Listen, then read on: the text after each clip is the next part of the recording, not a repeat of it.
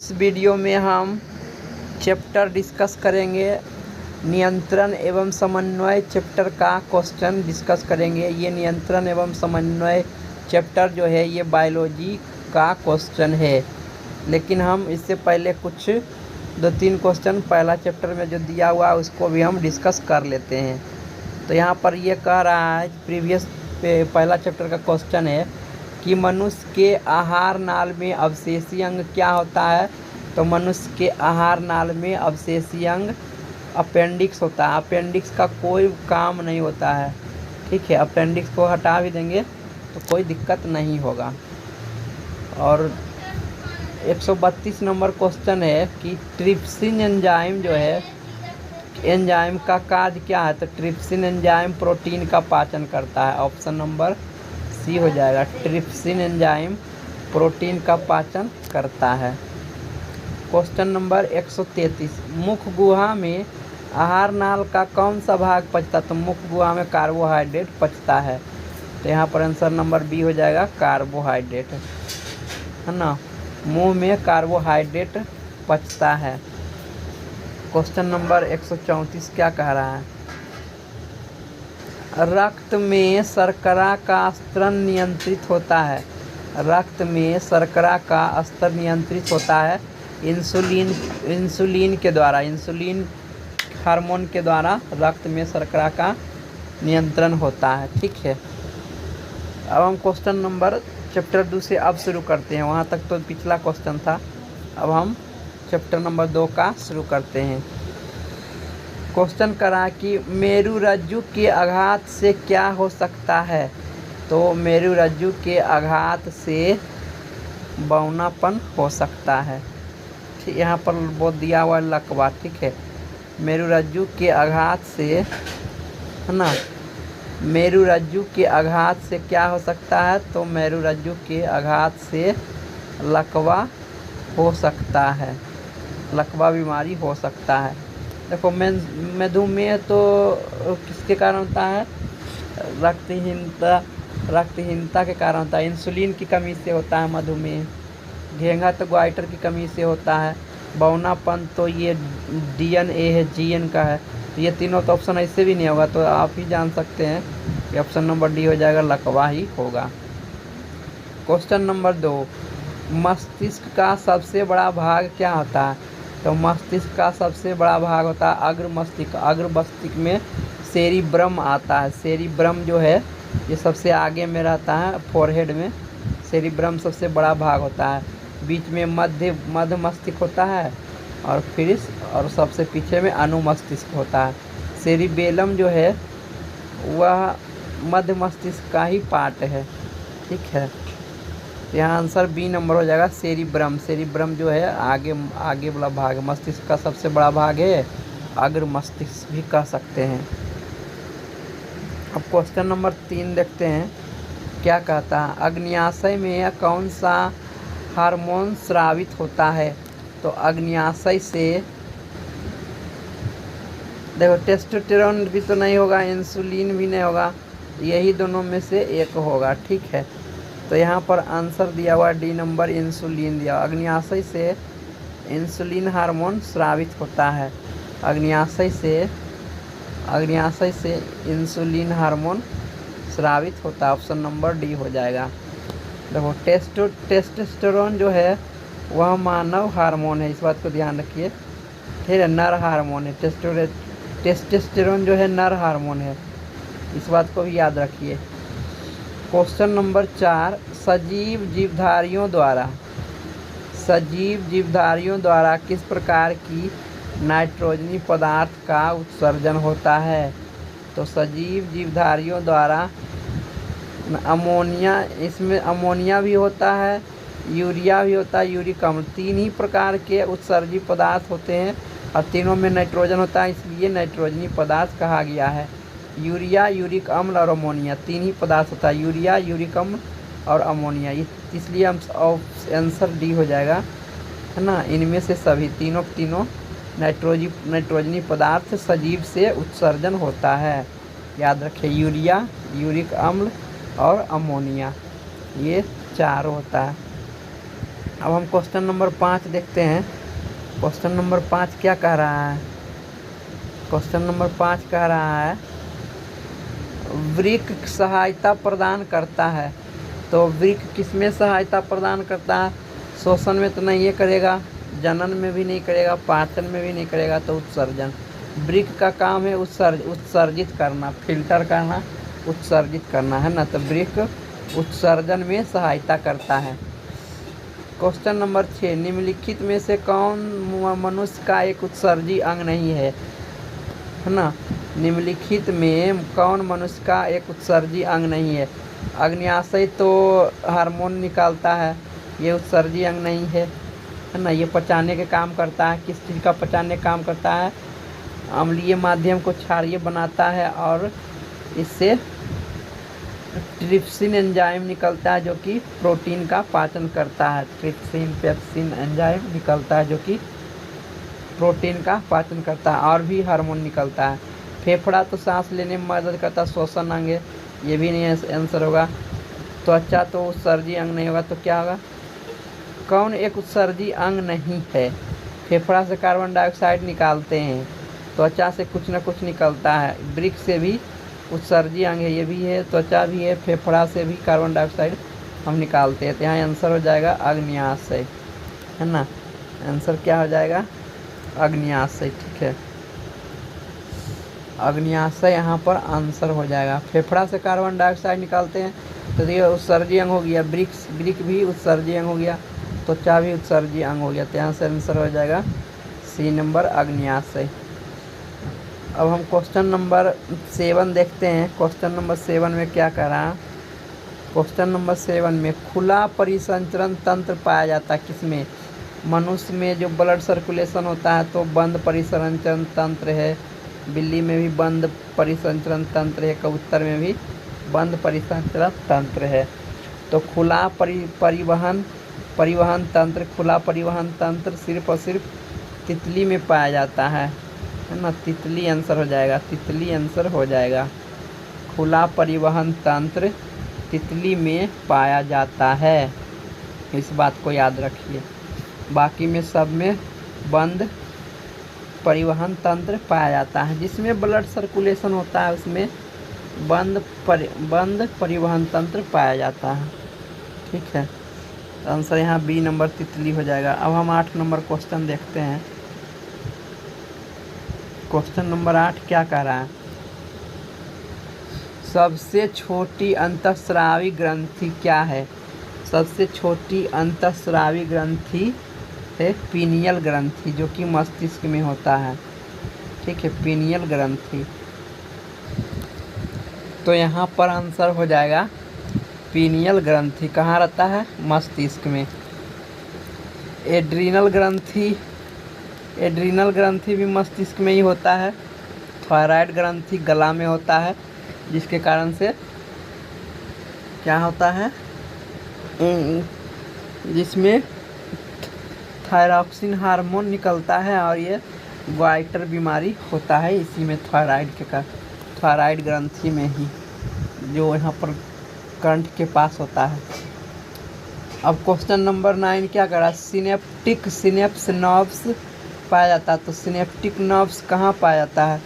तो synaptic nerves जो है वो न्यूरॉन में पाया जाता है, तंत्रिका तंत्र में, न्यूरॉन में पाया जाता है सिनेप्टिक नर्व्स, ठीक है। तो हमारा आंसर क्या हो जाएगा? Neuron, D number. Synaptic nerves पाया जाता है न्यूरॉन में।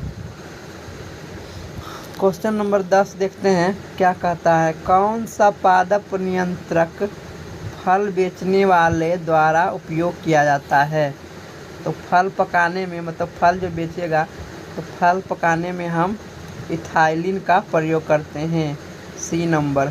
और इथाइलिन को हम एसिटिलीन भी कहते हैं। आंसर क्या हो जाएगा? इथाइलिन। इथाइलिन जो है पादप नियंत्रक फल बेचने वालों द्वारा प्रयोग किया जाता है।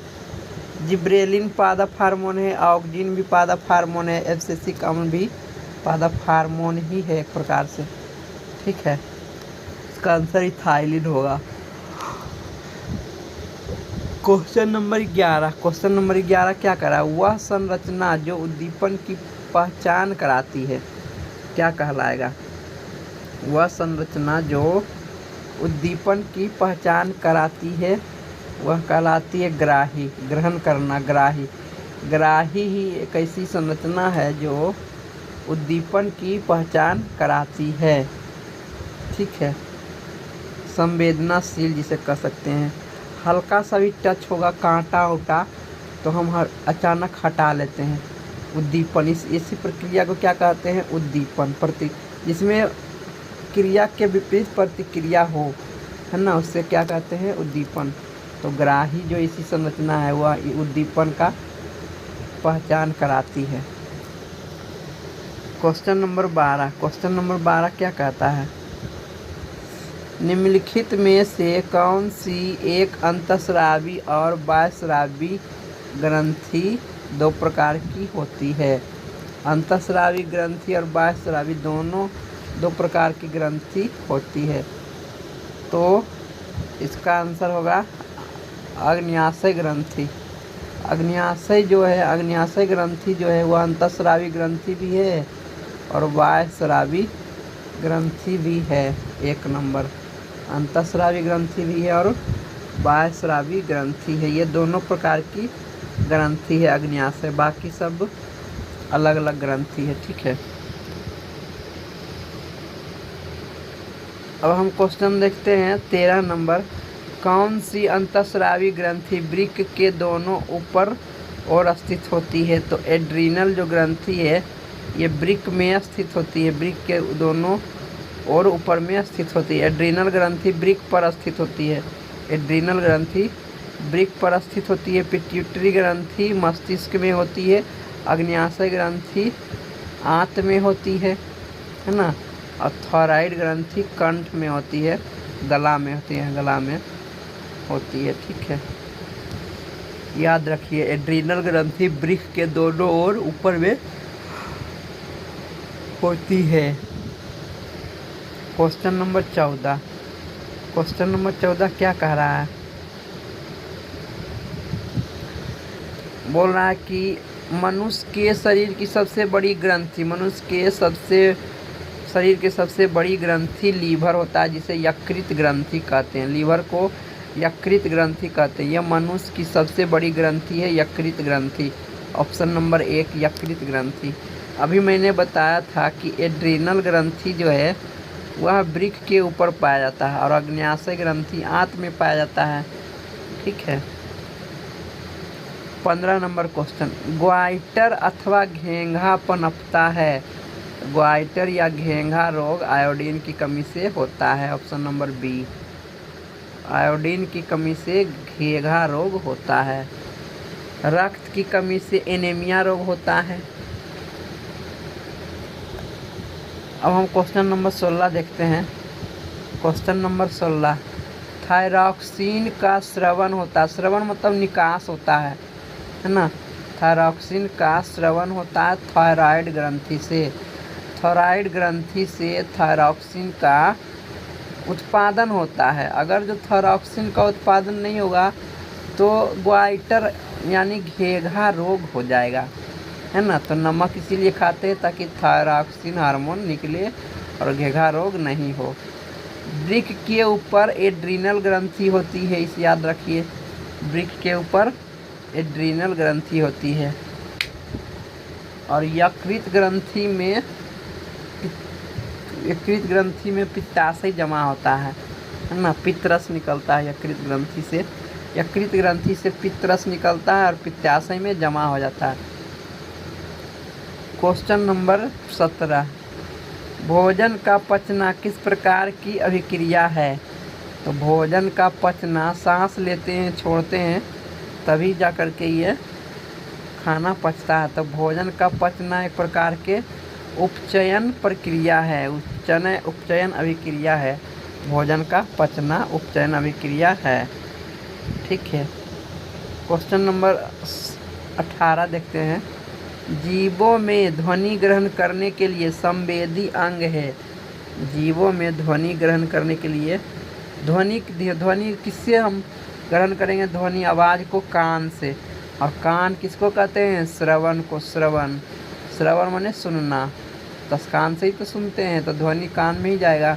तो श्रवणग्राही, जीवों में ध्वनि ग्रहण करने के संवेदी अंग क्या है? श्रवणग्राही, सी नंबर आंसर होगा। स्पर्शग्राही किसको कहेंगे? जिसे त्वचा हो गया, शरीर का त्वचा, उसी से तो हम सटेंगे, कांटा वाटा को छुएंगे तो स्पर्श से संवेदना मिलेगा। संवेदी अंग मेरा हो गया, स्पर्शग्राही में का त्वचा हो जाएगा, लेकिन वो तो नहीं होगा। हमारा तो कह रहा है कि ध्वनि ग्रहण करने के लिए तो श्रवणग्राही होगा।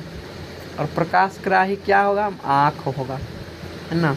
और घ्राण मतलब सूंघना, घरान मतलब सूंघना, सूंघने के काम नाक करता है तो नाक हो जाएगा सूंघने के लिए। अब हम क्वेश्चन नंबर 19 देखते हैं। क्वेश्चन नंबर 19 क्या कह रहा है? वृक्क के ऊपर स्थित अंतःस्रावी ग्रंथि क्या होती है? तो अधिवृक्क ग्रंथि को ही कहते हैं एड्रीनल ग्रंथि। अधिवृक्क ग्रंथि को ही कहते हैं एड्रीनल ग्रंथि, और अधिवृक्क ग्रंथि ही वृक्क के ऊपर स्थित होती है, दोनों तरफ ऊपर में अधिवृक्क ग्रंथि ही रहती है। पीयूष ग्रंथि को मास्टर ग्रंथि कहते हैं, और ये मस्तिष्क में होता है। पीयूष ग्रंथि को मास्टर ग्रंथि कहते हैं, और ये मस्तिष्क में होता है। और पिनियल ग्रंथि भी मस्तिष्क में ही होता है, पिनियल ग्रंथि भी मस्तिष्क में ही होता है। अब हम 13 क्वेश्चन नंबर हम अब देखते हैं। क्वेश्चन नंबर 19 देखते हैं। क्वेश्चन नंबर 19 हो गया है। क्वेश्चन नंबर 20 देखते हैं। क्वेश्चन नंबर 20 क्या कहता है? एड्रीनलिन हार्मोन स्रावित होता है, अभी मैंने बताया एड्रीनलिन हार्मोन स्रावित होता है अधिवृक्क ग्रंथि से, एड्रीनल ग्रंथि से। एड्रीनल ग्रंथि से एड्रीनलिन हार्मोन निकलता है। एड्रीनलिन हार्मोन निकलता है किससे? एड्रीनल ग्रंथि से, ठीक है। तो डी नंबर आंसर हो जाएगा एड्रीनलिन। क्वेश्चन नंबर 21, अधिकतर पादप नियंत्रक उत्पन्न होते हैं। अधिकतर पादप नियंत्रक उत्पन्न होते हैं। पादप नियंत्रक मतलब हार्मोन। अधिकतर पादप नियंत्रक उत्पन्न होते हैं किसमें? तो बढ़ते तने के अग्रभाग में, बढ़ते तने के अग्रभाग में, बढ़ती जड़ के अग्रभाग में, तना के ऊपर में, तना के नीचे में, बढ़ते तने के अग्रभाग में, बढ़ती जड़ के अग्रभाग में, दोनों होगा तो ए और बी दोनों हो जाएगा। आंसर नंबर डी, बढ़ते तने के अग्रभाग में, बढ़ते जड़ के अग्रभाग में। अब हम क्वेश्चन नंबर 22 देखते हैं। बीज रहित फलों के बनने को क्या कहते हैं? जिसमें कि बीज नहीं रहे और फल बन जाए, तो बीज रहित फलों के बनने को अनिषेक फलन कहते हैं। अनिषेक फलन कहते हैं। तो अगला क्वेश्चन क्या है? 23 नंबर क्वेश्चन, निम्न में से कौन गैसीय अवस्था में पाया जाता है? कौन सा हार्मोन जो है वह गैसीय अवस्था में पाया जाता है? तो एथाइलिन, जो कि फल पकाने में प्रयोग किया जाता है। एथाइलिन को एसिटिलीन भी कहते हैं। एथाइलिन जो ये कह सकते हैं रासायनिक पदार्थ है, वह गैसीय अवस्था में पाया जाता है। जिब्रेलिन पादप हार्मोन है, पौधा वाला हार्मोन है। ऑक्सिन भी जो है पौधा का हार्मोन है, ठीक है। क्वेश्चन नंबर 24 क्या कह रहा है? निम्नलिखित में से कौन सा पादप हार्मोन है? पादप हार्मोन, तो अभी मैंने बताया कि साइटोकाइनिन जो है, साइटोकाइनिन पादप हार्मोन है, और ये विभाजन में मदद करता है। किसी पौधा के भाग को विभाजन में मदद करता है, ये पादप हार्मोन है। थायरॉक्सिन जो है मानव में, थायरॉक्सिन हार्मोन जो है थायराइड से निकलता है, थायराइड ग्रंथि से निकलता है, और ये मानव में है, ठीक है। एस्ट्रोजन जो है, एस्ट्रोजन ये मादा हार्मोन है, ठीक है। क्वेश्चन नंबर हम 25 देखते हैं। क्वेश्चन नंबर 25 क्या कह रहा है? दो तंत्रिका कोशिका के मध्य खाली स्थान को सिनेप्स कहते हैं। क्या कहते हैं? दो तंत्रिका कोशिका के मध्य खाली स्थान को क्या कहते हैं? तो सिनेटिक ही बोला, सिनेटिक दरार माने सिनेप्स, सिनेटिक दरार या सिनेप्स कहते हैं। बी नंबर आंसर हो जाएगा। दो तंत्रिका कोशिका के मध्य खाली स्थान को सिनेप्स कहते हैं। ठीक है।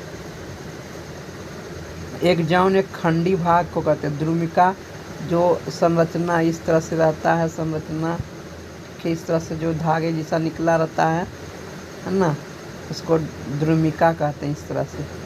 और जो ये खंडित जैसा रहता है, खंडित जैसा, उसको एक जौन कहते हैं। और यहाँ पर जो इस तरह से यहाँ पर बीच में दो तंत्रिका के बीच में, तो उसे सिनेप्स कहते हैं। ठीक है।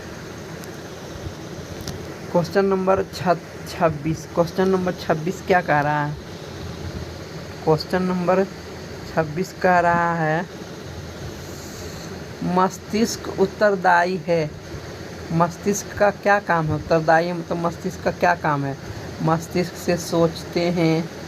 मस्तिष्क हृदय को नियंत्रित करता है, हृदय के धड़कने को नियंत्रित करता है। मस्तिष्क जो है शरीर का संतुलन बनाए रखता है, शरीर का कंट्रोल रखता है, मतलब सभी काम करता है। मस्तिष्क का काम तीनों है, उपरोक्त सभी। ऑप्शन डी हो जाएगा, उपरोक्त सभी। क्वेश्चन नंबर हम 27 देखते हैं। क्वेश्चन नंबर 27 क्या कह रहा है? बहुकोशिकीय जीवों में निम्न में से किस प्रकार का समन्वय पाया जाता है? बहुकोशिकीय जीवों में निम्न में से किस प्रकार का समन्वय पाया जाता है? तो बहुकोशिकीय जीवों में तंत्रिका समन्वय पाया जाता है। तंत्रिका द्वारा समन्वय माने नियंत्रण किया जाता है ना, एडजस्ट किया जाता है। और रासायनिक हार्मोन द्वारा भी किया जाता है। मतलब दोनों आंसर हो जाएगा। रासायनिक हार्मोन वाला रासायनिक समन्वय और तंत्रिका समन्वय, है ना, दोनों तरह के समन्वय का प्रयोग किया जाता है। तो ऑप्शन सी होगा, उपर्युक्त दोनों। Question number 28।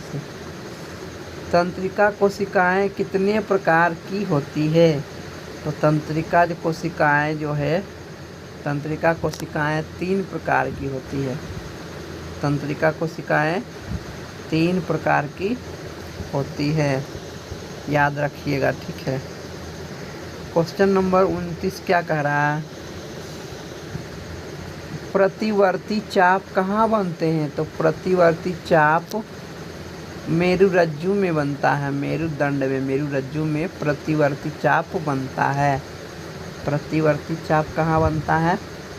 तो मेरुरज्जु में प्रतिवर्ती चाप बनता है।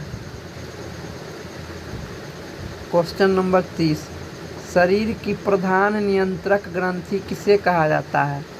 शरीर की प्रधान नियंत्रक ग्रंथि किसे कहा जाता है? नियंत्रण करने वाला, तो पीयूष ग्रंथि। पीयूष ग्रंथि ही नियंत्रण करता है पूरे शरीर को, है ना। पीयूष ग्रंथि को इसी कारण से मास्टर ग्रंथि कहते हैं, क्योंकि पूरे शरीर के हरकतों को कंट्रोल करता है, नियंत्रण करता है। तो पीयूष ग्रंथि को शरीर का प्रधान नियंत्रक ग्रंथि कहते हैं, और ये मस्तिष्क में होता है। थायराइड ग्रंथि से थायरॉक्सिन हार्मोन निकलता है। Question number 31। क्वेश्चन नंबर 31 क्या कह रहा है? अंतःस्रावी ग्रंथियां होती है। अंतःस्रावी ग्रंथियां जो होती है नलिका विहीन होती है, क्योंकि उसे निकलने के लिए नली की ज़रूरत नहीं है। तो अंतःस्रावी ग्रंथियां जो होती है वह नली विहीन होती है, नली विहीन होती है। अंतःस्रावी ग्रंथियां नली विहीन होती है। और बाह्य स्रावी ग्रंथियां जो है वह नलिका युक्त होती है, उसे नली की ज़रूरत होती है। अंतःस्रावी ग्रंथियां, बाह्य स्रावी ग्रंथियां जो है नलिका युक्त होती है, उसे नली की ज़रूरत होती है। अब हम क्वेश्चन नंबर 32 देखते हैं। लैंगरहैंस की द्वीपिकाएँ पाई जाती है। तो लैंगरहैंस की द्वीपिकाएँ पाई जाती है अग्न्याशय में। अग्न्याशय में लैंगरहैंस की द्वीपिकाएँ पाई जाती है। Option number D. लैंगरहैंस की द्वीपिकाएँ कहाँ पाई जाती है? तो आग्नेयाशय में। क्वेश्चन नंबर 33 देखते हैं। क्वेश्चन नंबर 33 क्या कह रहा है? थायराइड ग्रंथि की अल्पक्रियता के कारण कौन सा रोग उत्पन्न होता है? थायराइड ग्रंथि अगर जो अच्छी तरह से थायरॉक्सिन हार्मोन का उत्पादन नहीं करेगा तो कौन सा रोग उत्पन्न होगा? अवंटुबामनता भी उत्पन्न हो जाएगा रोग, अल्पक्रियता भी उत्पन्न हो जाएगा और मिक्सीडीमा भी उत्पन्न हो जाएगा। तीनों उत्पन्न हो जाएगा। ठीक है, तो इनमें से सभी आंसर हो जाएगा डी नंबर। अल्पक्रियता और मिक्सीडीमा तीनों तरह से अल्पक्रियता और मिक्सीडीमा तीनों रोग उत्पन्न हो जाएगा जब थायराइड ग्रंथि से थायरॉक्सिन हार्मोन कम मात्रा में उत्पन्न होगा। तो क्वेश्चन नंबर 34 क्या कर रहा है? क्वेश्चन नंबर 34 कह रहा है अग्न्याशय द्वारा निम्न में से कौन सा हार्मोन स्रावित होता है? तो अग्न्याशय द्वारा इंसुलिन का भी स्रवण होता है और ग्लूकागोन हार्मोन का भी स्रवण होता है। इंसुलिन हार्मोन है, ग्लूकागोन हार्मोन है, दोनों ही अग्न्याशय द्वारा उत्पन्न होता है। तो ऑप्शन हो जाएगा दोनों, सी नंबर। इंसुलिन भी और ग्लूकागोन हार्मोन भी। अग्न्याशय द्वारा दो तरह के हार्मोन स्रावित होता है, इंसुलिन और ग्लूकागोन। क्वेश्चन नंबर 35 क्या कह रहा है? पत्तियों का मुरझाना किस पादप हार्मोन के कारण संभव हो पाता है? पत्तियां किस लिए मुरझा जाता है? तो एब्सिसिक अम्ल हार्मोन के कारण ये पादप हार्मोन है। एब्सिसिक अम्ल हार्मोन के कारण जो है वह पत्ती मुरझा जाता है। एब्सिसिक अम्ल के कारण पत्ता मुरझा जाता है। अब हम क्वेश्चन नंबर 36 देखते हैं। स्रावित होने वाली हार्मोन का समय और मात्रा किस क्रियाविधि द्वारा नियंत्रित किया जाती है? तो पुनर्भरण द्वारा, डी नंबर आंसर होगा। पुनर्भरण द्वारा स्रावित होने वाली हार्मोन का समय और मात्रा निर्भर करती है पुनर्भरण विधि द्वारा क्रिया में। हम क्वेश्चन नंबर 38 देखते हैं। क्वेश्चन नंबर 38 क्या कहता है? क्वेश्चन नंबर 38, पोन्स मेडुला और अनुमस्तिष्क जो है वह पश्च मस्तिष्क का हिस्सा है। अनुमस्तिष्क मतलब होता है पश्च मस्तिष्क और अग्र मस्तिष्क होता है आगे वाला, मध्य मस्तिष्क मतलब होता है बीच वाला, है ना। तो अनुमस्तिष्क है तो पश्च माने पीछे, हिंड ब्रेन। तो पश्च मस्तिष्क का हिस्सा क्या है? पोन्स है, मेडुला है और अनुमस्तिष्क, तीनों पश्च मस्तिष्क में ही रहता है। पोन्स, मेडुला और अनुमस्तिष्क तीनों ही पश्च मस्तिष्क में ही रहता है। क्वेश्चन नंबर हम 39 देखते हैं। क्वेश्चन नंबर 39, निम्नलिखित में कौन सी अनैच्छिक क्रिया नहीं है? निम्नलिखित में कौन सी अनैच्छिक क्रिया नहीं है? अनैच्छिक मतलब अपनी इच्छा, अनैच्छिक क्रिया नहीं है मतलब ऐच्छिक क्रिया है, इच्छा के अनुसार हम कर सकते हैं। ठीक है, हमारी इच्छा होगा तो हम करेंगे, इच्छा नहीं होगा तो नहीं करेंगे, उसको कहते हैं ऐच्छिक क्रिया। और अनैच्छिक क्रिया जिसको हम रोक नहीं सकते, वो अपने आप होता रहेगा, उसको अनैच्छिक क्रिया कहेंगे। तो हमको तो चाहिए ऐच्छिक क्रिया जो हम कर सकते हैं खुद से। जैसे कि हृदय के धड़कना, हम चाहेंगे तो धड़केगा, हम नहीं चाहेंगे तो नहीं धड़केगा, ऐसा नहीं हो सकता, वो हमेशा धड़कते रहता है। तो ये अनैच्छिक क्रिया हो गया। बोला कि अनैच्छिक क्रिया नहीं है, उसको सेलेक्ट करना, तो ये तो आंसर नहीं होगा। लार आना हम रोक सकते हैं, ऐसा थोड़ी होगा कि लार नहीं उत्पन्न होगा, हम कहेंगे नहीं उत्पन्न हो तो नहीं उत्पन्न, लार तो ऑटोमेटिक उत्पन्न होगा। तो ये भी अनैच्छिक क्रिया है और हमें अनैच्छिक क्रिया नहीं चाहिए। वमन भी नहीं आंसर होगा, ऑप्शन बी नंबर होगा चबाना। मन होगा तो चबाएंगे, नहीं मन होगा तो नहीं चबाएंगे। ऑप्शन नंबर यही है ऐच्छिक क्रिया। अब हम क्वेश्चन नंबर 40 देखते हैं। क्वेश्चन नंबर 40 क्या कहता है, आयोडीन की कमी से कौन सा रोग होता है? तो आयोडीन की कमी से घेंघा रोग होता है। विटामिन सी की कमी से स्कर्वी रोग होता है। मधुमेह जो होता है, मधुमेह रोग इंसुलिन की कमी से होता है। इंसुलिन हार्मोन की कमी से मधुमेह होता है ना। क्वेश्चन नंबर 41 क्या कहता है, क्वेश्चन नंबर 41, मानव मस्तिष्क का कौन सा भाग, मस्तिष्क का कौन सा भाग शरीर की स्थिति तथा संतुलन का अनुरक्षण करता है? तो मस्तिष्क का कौन सा भाग शरीर की स्थिति और संतुलन का काम करता है? तो मेन तो अग्र मस्तिष्क होगा। अग्र मस्तिष्क मेन चीज होता है ना। लेकिन जो कह रहा है कि संतुलन का जो काम करेगा, संतुलन का अनुरक्षण का जो काम करेगा, संतुलन का अनुरक्षण काम करेगा, वह अनुमस्तिष्क मतलब पश्च मस्तिष्क करेगा। पश्च मस्तिष्क जो के द्वारा ही संतुलन और संतुलन का अनुरक्षण होगा, पश्च मस्तिष्क द्वारा ही। ठीक है। क्वेश्चन नंबर क्या कहता है, 42 नंबर। क्वेश्चन नंबर 42 कह रहा है कि साइटोकाइनिन जो पादप हार्मोन है, साइटोकाइनिन, वह वृद्धि करता है और विभाजित करता है। आगे की ओर जैसे जैसे बढ़ता जाता है उसे विभाजित करके अलग अलग तना निकालता है। तो आंसर क्या हो जाएगा, प्ररोह के अग्रभाग की लंबाई में वृद्धि करता है। प्ररोह माने आगे की ओर बढ़ने वाले के अग्रभाग की लंबाई में वृद्धि करता है। ऑप्शन नंबर 1 हो जाएगा, प्ररोह के अग्रभाग की वृद्धि करता है। और हम क्वेश्चन नंबर 43 देखते हैं। क्वेश्चन नंबर 43 क्या कहता है, अनुकुंचन गति किस पौधे पर प्रमाणित की जाती है? अनुकुंचन गति किस पौधे पर प्रमाणित की जाती है? तो अनुकुंचन गति छुई मुई पौधे पर प्रमाणित की जाती है। इसी से पता चलता है कि अनुकुंचन गति होगा कि नहीं। छुई मुई पौधा को छुएंगे तो मुरझा जाएगा, फिर उसके बाद अपनी अवस्था में बाद में आ जाएगा।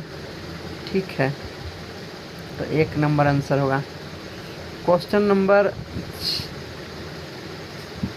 44, थायराइड ग्रंथि से कौन सा हार्मोन निकलता है? तो थायराइड ग्रंथि से थायरॉक्सिन हार्मोन निकलता है। बी नंबर आंसर होगा, थायरॉक्सिन हार्मोन निकलता है।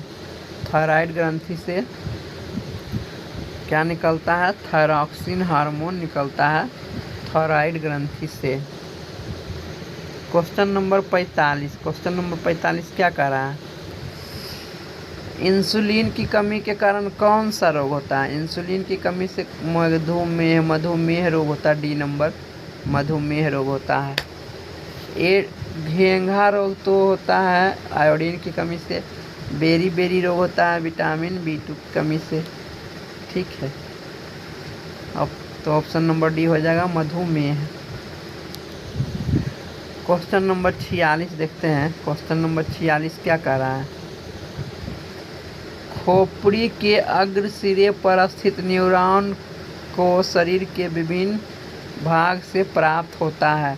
खोपड़ी के अग्र सिरे पर स्थित न्यूरॉन को शरीर के विभिन्न भाग से क्या प्राप्त होता है? तो संकेत प्राप्त होता है। ठीक है, आंसर सी हो जाएगा, संकेत प्राप्त होता है। यहाँ पर आंसर सी, संकेत मिलेगा हमारे खोपड़ी को, तभी तो हम प्रतिक्रिया करेंगे कि गर्म चीज़ को छुए हैं तो हटाना है, क्या करना है। संकेत मिलता न्यूरॉन को। ठीक है, अगला क्वेश्चन देखते हैं। अगला क्वेश्चन 47 नंबर क्वेश्चन क्या कह रहा है कि अवटु ग्रंथि को थायरॉक्सिन हार्मोन बनाने के लिए आवश्यक है। अवटु ग्रंथि को थायरॉक्सिन हार्मोन बनाने के लिए मेन चीज़ से आयोडीन, क्योंकि थायरॉक्सिन जो है आयोडीन ही देगा। थायरॉक्सिन हार्मोन बनाने के लिए आयोडीन की ज़रूरत है। अवटु ग्रंथि को थायराइड ग्रंथि कहते हैं। तो थायराइड ग्रंथि को आयोडीन मिलेगा तो थायरॉक्सिन हार्मोन बना देगा। तो ऑप्शन नंबर डी होगा आयोडीन, थायरॉक्सिन का। अब क्वेश्चन नंबर हम 48 देखते हैं। क्वेश्चन नंबर 48 क्या कह रहा है? लीडिंग कोशिकाएं कहाँ मिलती है? लीडिंग कोशिकाएं कहाँ मिलती है? तो लीडिंग कोशिकाएं जो है वह किस में मिलेगा? पीयूष ग्रंथि तो माथा में होता है, दिमाग में होता है ना, सिर में होता है। अंडाशय भी नहीं होगा, परावंटु ग्रंथि भी नहीं होगा। तो 1 नंबर होगा लीडिंग ग्रंथि वृषण में पाया जाता है। लीडिंग कोशिकाएं वृषण में पाया जाता है लीडिंग कोशिकाएं। क्वेश्चन नंबर 49, ऑक्सीजन पादप हार्मोन पौधे के किस क्रिया में सहायता करता है?